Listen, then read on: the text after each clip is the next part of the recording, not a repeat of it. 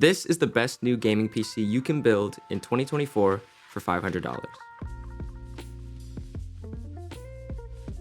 What's going on, people? My name's Kyle, and this week I'm building my brother his very first gaming PC. Now right now he's using this old 2010 HP all-in-one. It has an i5 6400T, 8 gigs of DDR3 RAM, and integrated 530 Intel graphics. He used it for school during COVID and even for some light gaming on Roblox and Minecraft, but now that he's trying to play bigger, more demanding games, he needs an upgrade. So my dad and I decided to put some money together and build this PC for him as an early birthday gift and an opportunity for us to just teach him about computers. So my brother obviously doesn't know too much about computers, so he doesn't have a lot of input as to what specific components he wants in this build. But he does have two requests. The first of which being to keep as much desk space as possible, and the second being that it can play Helldivers 2 smoothly. And then of course my dad requested to keep it as cheap as possible. So those are my three constraints. So with these in mind, I'm gonna go do some research, buy some parts, and with the power of editing, we've got everything we need. Let's get to building.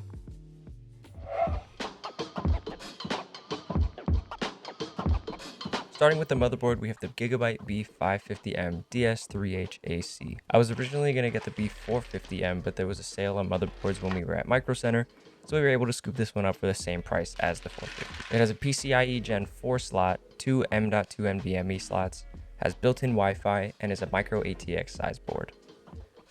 Next, we have the CPU. We picked up the Ryzen 5 5500, brand new for $93. Released in April of 2022, the 5500 is a 6-core, 12-thread chip with a base clock of 3.6 GHz and a boost clock of 4.2 GHz. It has support for up to 128 GB of DDR4 3200 RAM and is unlocked for overclocking, which I've read is highly recommended for this chip. But the most important part is that it comes with a cooler that will be able to handle its tiny 65-watt TDP, saving us a few bucks by not having to buy a separate one.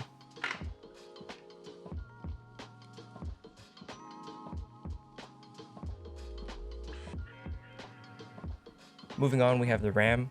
We decided to go with two 8GB sticks of 3200 MHz C16 Corsair Vengeance low profile RAM for $55. But as I'm doing this voiceover, I see they're on sale for $40 now, so.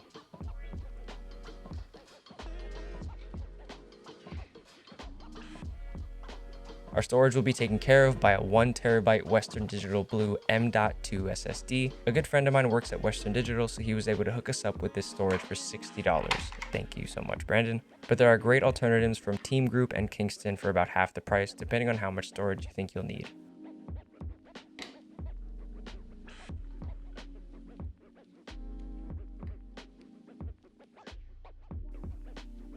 Here we're installing the aforementioned included Wraith cooler for the CPU.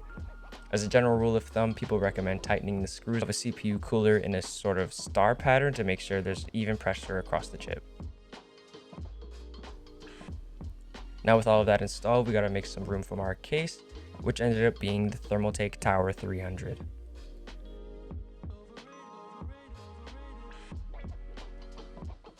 This is a vertical micro ATX size case. It supports up to a 420mm AIO radiator on the right side, and it can accommodate up to 8 120mm or 140mm fans. It also has space for GPUs up to 400mm in length, as well as a full ATX size power supply unit. Obviously, this case is completely overkill for the components we have currently, but it's a great baseline for us to be able to upgrade and not have to worry about our hardware compatibility or cooling capabilities. Thermaltake even did their own thermal testing with a 13900K and a 4090, and CPU temps were about 83 degrees, while GPU temps stayed at around 79. Another great thing about this case is all of the cable routing it has. There are tons of cutouts up and down the sides of the motherboard, this huge rubber lined hole just below it, and a bunch of built-in cable hooks on the back to help keep your wiring as clean as possible. So this thing was definitely designed with thermals in mind, but it's still a really good looking case and a well-functioning case as well.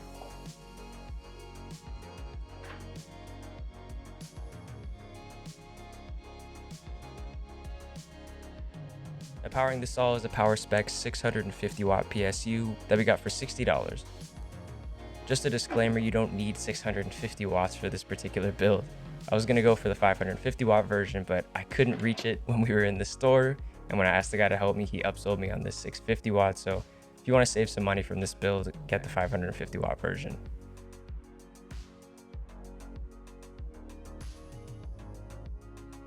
Nevertheless, this one is 80 plus bronze rated, and it's also semi-modular, which means we can use only the cables we need to minimize clutter within the case. For this build, we only needed 3 cables: this 8-pin 12-volt CPU power cable, the 24-pin main power cable, and then the 4+8-pin power cable for the GPU.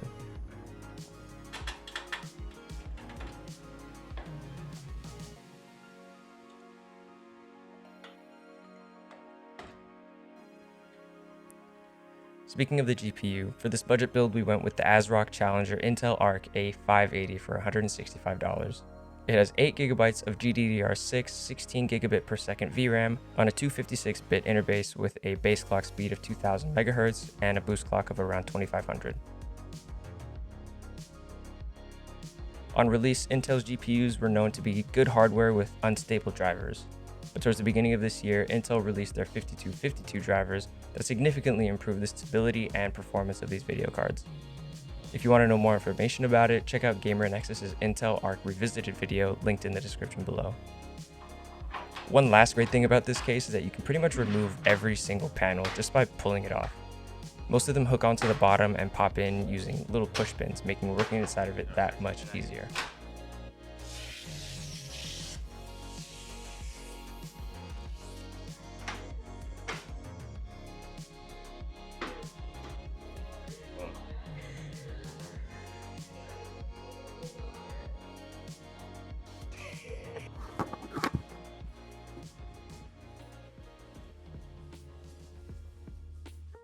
So here it is, the best gaming PC you can build for $500, kind of. This total build actually came out to about $650, but we can get it to $500, give me a second. So the internals only for this build came out to be about $503 plus tax. Now you can definitely save about 50 bucks if you go for non-name brand components like the RAM, the power supply, and the memory. But we figured we'd just go for the more expensive ones just for the peace of mind, just in case anything goes wrong. We have warranties or better customer support and whatever. But if you're really strapped for cash, you can definitely save money on those parts, which would bring your total for the internal components to $450. Then with a good budget PC case like the Cooler Master Q300L or the Sama Q5, that'll get your total right up to $500. But we didn't pick this case just because it looked cool. It also helped satisfy one of the requirements I was given at the beginning of this build. Even though this is an MATX size motherboard, the fact that it's vertical case means it takes up significantly less space than it normally would have. It even takes up less than my Fractal Terra, and it has an ITX size motherboard in it. So we can check off the saving space requirement. And while we're at it, since this PC is $500, I think we can check off the as cheap as possible one as well. So we just have one more to prove. Helldivers. Okay, loaded into Helldivers 2. Let's take a second to just go over our settings real quick. In the graphics tab, we have our graphics preset set to high. Everything else is, I didn't touch anything else. You can see here in the menus, we're getting about 86, 75-ish frames per second, so not too bad. Dropping in, boosted up to about 90. And now we're in-game on the planet, fighting bugs at pretty much 60 frames. Pretty much fluctuating between 55 and 61 frames per second. And this is on high, so you can always turn it down to medium if you want some more frames. And then I just decided to pull up Overwatch again as another benchmark. And then this is actually in the wrong resolution. But there we have it, 1920 by 1080, 144 Hertz max. And then graphics quality, we have it set to the high preset. Everything else is untouched. And now here we are in game. You can see we're getting just about 100 frames per second. It's kind of jumping up to 144 and then dropping down to 100 at some points. But yeah, I would definitely consider this to be smooth gaming. And that's 3 for 3. Challenge complete.